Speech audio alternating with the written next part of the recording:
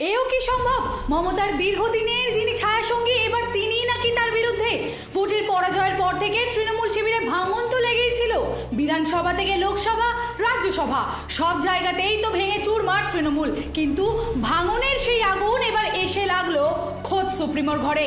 এতকাল দলের চরম সংকটেও যিনি মমতা বন্দ্যোপাধ্যায়ের পাশে পাহাড়ের মতো দাঁড়িয়েছিলেন, সেই কল্যাণ বন্দ্যোপাধ্যায় এবার সরাসরি বিদ্রোহ ঘোষণা করলেন অভিষেক বন্দ্যোপাধ্যায়ের বিরুদ্ধে। তিনি নাকি বললেন, অভিষেকের এত উদ্ধত্ত মেনে নিতে পারছি না। আর কি বললেন শোনাবো। সে জজ সাহেব আমাকে বললো বুধবার দিন মামলাটা থাকবে। তো বুধবার দিন মামলা থাকবে, কালকে সকালে মামলা ছিল না লিস্টে।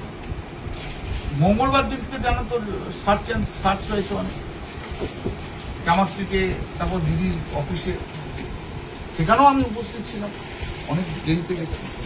কালকে কৌশিকচন্দ্র ঘরে মেনশন করে আমি বললাম যে ম্যাটারটা খুব আর্জেন্ট, আমার সার্চ হয়েছে, এ হয়েছে, তুমি মামলাটা নাও। তখন জজ সাহেব বললো ঠিক আছে মিস্টার বন্দ্যোপাধ্যায়, আমি কালকে নেবো। আমি মানে খুবই অসুবিধার মধ্যে রয়েছে, কোনো মুহূর্তে অ্যারেস্ট হয়ে যেতে বলো, আমি কালকে নেবো, তুমি সকালে এসো, আমি মামলা কালকে আমি নেবো। এবারে আমি এখানে চেম্বারে বসে আছি, বেলা 12:30টার সময় একজন লয়ারকে পাঠিয়েছে, আগে সঞ্জয় বসুর সঙ্গে ছিল একই।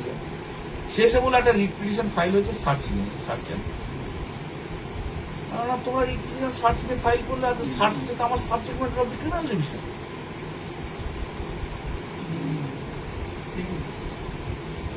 তো আগে সার্চ ইলিগাল কি লিগাল তার ভিত্তিতে তো জজ ওখানে অর্ডার দেবে, সে তো সাবজেক্ট ম্যাটার হয়ে গেল। আমার তো আমি ওখানে অ্যাফিডেভিট করছি, তোমরা একবার কেউ আমাকে জানালে না রিট পিটিশন ফাইল করেছো?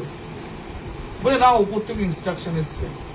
না কিশোর দত্ত করছে, আমার করুক কিশোর, তাহলে কোনো অসুবিধা নেই আমার। কিন্তু তোমরা আমাকে দেওয়ার মামলা করে, কারণ তোমাদের যখন ডিফারেন্ট ওপিনিয়ন, ডিফারেন্ট লোকের রয়েছে, তাহলে আমাকে করার দরকার নেই। আমাকে ডাস্টবিন দাঁড়াও না, বলতে দেবে না, তুমি বলে যাও, প্রশ্ন করলে তুমি করো, আমি আর কিছু বলছি না। আমাকে ডাস্টবিন হিসেবে ট্রিট করো না, আমাকে বলে দাও ঘন্টাখানেকের মধ্যে আমি করবো, কিছু জানাই না।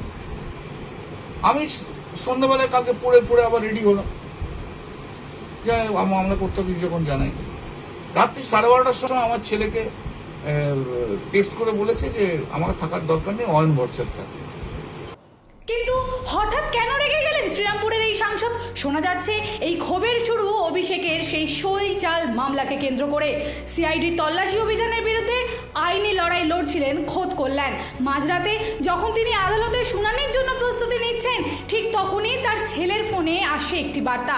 জানানো হয় শেষ মুহূর্তে অভিষেকের মামলা থেকে তাকে সরিয়ে দিয়ে অন্য এক আইনজীবীকে দায়িত্ব দেওয়া হয়েছে। অপমানে ক্ষোভে ফেটে পড়ে কল্যাণের সরাসরি প্রশ্ন, আমাকে কি ডাস্টবিন মনে করা হয়েছে? প্রবীণ নেতাদের অসম্মান করার তীব্র অভিযোগ তুলে মমতা বন্দ্যোপাধ্যায়ের উদ্দেশ্যে তার খোলা চ্যালেঞ্জ, হয়তো আমাদের বাছুর, না হলে অভিষেককে। এদিকে কলকাতা হাইকোর্টের স্পষ্ট নির্দেশ, আজই অভিষেককে ভবানী ভবনের সিআইডি দপ্তরে হাজিরা দিতে হবে। তদন্তে সহযোগিতা করলে তবেই মিলবে আইনি রক্ষা কবচ। কিন্তু আইনি লড়াইয়ের মাঝে তৃণমূলের অন্দরে এখন কান পাতলেই শোনা যাচ্ছে ক্যামাক স্ট্রিটের কর্পোরেট কালচার আর সেকেন্ড ইন কমান্ডের অসহনীয় দম্ভ নিয়ে প্রবীণ নেতাদের পুঞ্জীভূত ক্ষোভের কথা। রাজনৈতিক মহলের মতে কল্যাণের এই মন্তব্য আসলে ডুবন্ত তৃণমূলের কফিনে শেষ পেরেক পোতার কাজ করবে।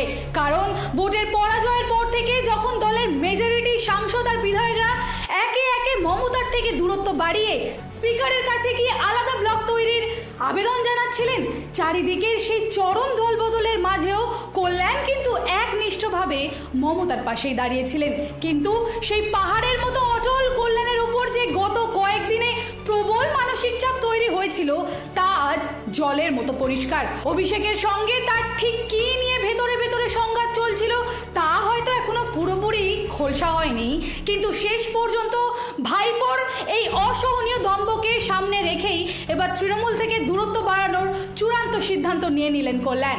চারদিক থেকে যখন দল ভেঙে চুরমার, ঠিক সেই আবহে কল্যাণের এই ক্ষোভ আগ্নেয়গিরির মতো ফাটবে ঘাসফুল শিবিরের অন্দরে। কল্যাণের এই চরম আলটিমেটাম কি তবে তৃণমূলের কফিনে শেষ পেরেক হতে চলেছে? কি করবেন মমতা? শেষ পর্যন্ত বেছে নেবেন তার বহু বছরের বিশ্বস্ত সৈনিককে, নাকি ভাইপোকেই দেবেন অগ্রাধিকার?